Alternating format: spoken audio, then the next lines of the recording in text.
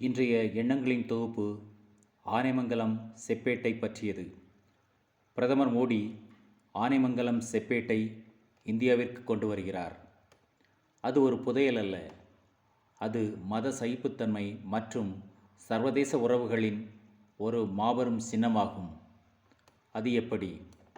நாகப்பட்டினத்தில் இருந்த புத்த சூடாமணி விகாரம் இந்தோனேசியாவில் ஸ்ரீவிஜய மன்னரின் விருப்பத்தின் பேரில் முதலாம் ராஜராஜ சோழனால் கட்டப்பட்டது.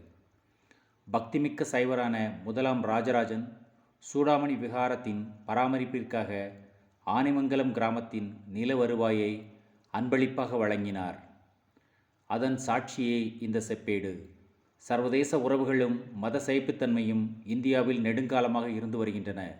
அவை என்றென்றும் நிலைத்திருக்கட்டும். எண்ணங்கள் உருப்பெறட்டும், பயிரப்படட்டும், வலுப்பெறட்டும். இன்றைய எண்ணங்கள்